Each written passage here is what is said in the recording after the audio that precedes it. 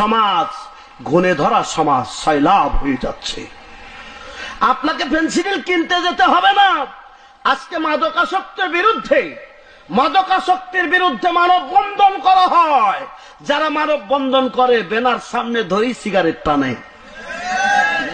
এদের কথা কেউ মানে নাকি? কথা বলেন, মানে নাকি? এরা মনের থেকে মানববন্ধন করছে না। সম্মানিত মুসলমানের, গুণে ধরা সমাজ,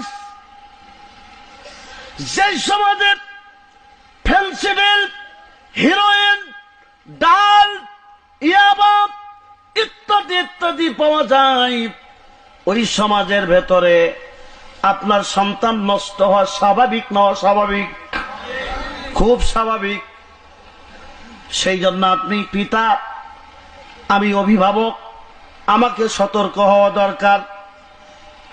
প্রত্যেকটা পিতা সন্তানের প্রতি নসিহত করা দরকার। অবশ্য কলিজার টুকরা, সন্ধ্যা রাত্রিতে বেটারে ডাক দেন।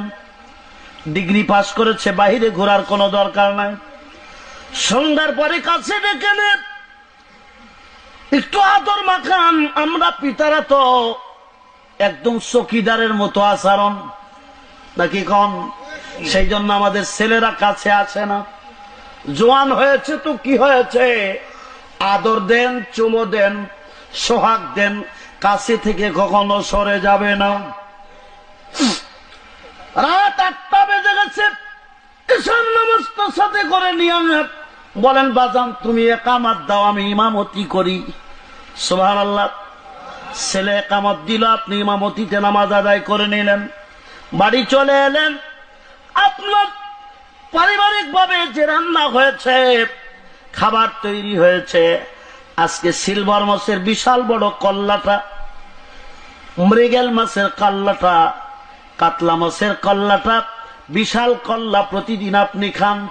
আজকে আদর করে পার্শ্বে বসে জোয়ান ছেলে মাথায় হাত বুলায় বলেন, বাজান এ সমাজটা বড় খারাপ।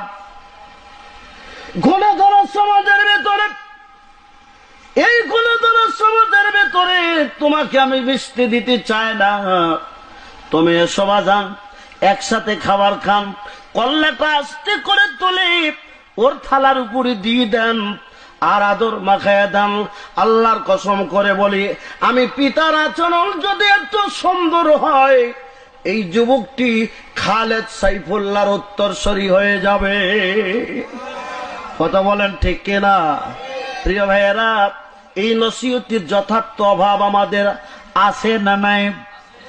লোকমান সন্তানের কলেজের ভেতরে আল্লাহর ভয় পয়দা করতে গিয়া বলছেন, অনুপরিমাণ সরিষার দানা পরিমাণ, বালিকণা পরিমাণ কিছু যদি পাথর খণ্ডের ভিতরে অথবা জমিনে অথবা আসমানে হারিয়ে যায়, আল্লাহ সেইটাও খুঁজে বের করবেন।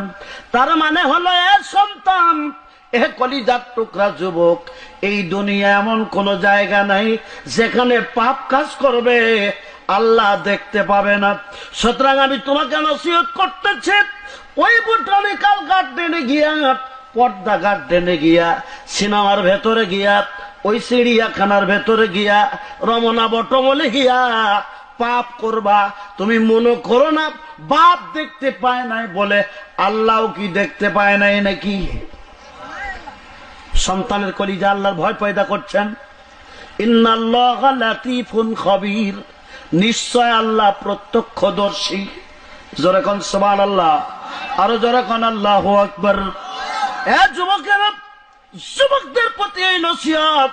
আমার সোনার ভাইয়েরা, কলিজার টুকরা যুবক ভাইয়েরা, এই নসিহতটা করার কারণ হলো, ভাষাগত দিক থেকে যদি আপনি নসিহত করতে জানেন, মানুষগুলি ইসলামের দিকে এগোবে।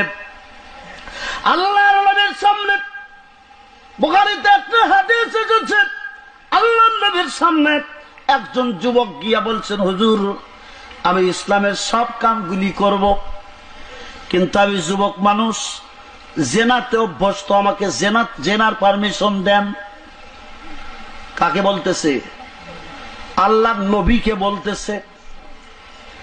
হে আল্লাহর নবী, ইসলামের সমস্ত কামগুলি আমি করব, শুধু আপনি আমাকে অনুমতি দেন, আমি যুবক মানুষ জিনা করব, এই অনুমতিটা দেন। নবীজির সামনে বলতেছে, কোন পীর সাহেবের সামনে যদি এমন কেউ প্রস্তাব দিত, পীর সাহেব কিছু বলার আগে মুড়ি দিয়ে ওরে লাত্তে হত্যা করে দিত। বলেন ঠিক কেন? কিন্তু রাহমাতুল্লিল আলামিন বিশ্বনবী জনাবে মুহাম্মদ রাসূলুল্লাহ সাল্লাল্লাহু আলাইহি ওয়াসাল্লাম রেগে গেলেন না, ক্রোধান্বিত হলেন না, তেড়ে উঠলেন না, বদমেজাজ দেখালেন না। হযরত ওমর দাঁড়িয়ে গেছেন, বলছেন হুজুর পারমিশন দেন, ওরে জেনার 7 জন্মের মতো মিটায়ে দিই। আল্লাহর নবী বলছেন ওমর ওকে কথা শেষ করতে দাও। যুবকের কথা যখন শেষ হয়ে গেল, নবীজি বললেন যুবক তোমার বলা শেষ? যুবক বলছেন হুজুর এইটুকুনি, আমার এতটুকুনি বলার ছিল।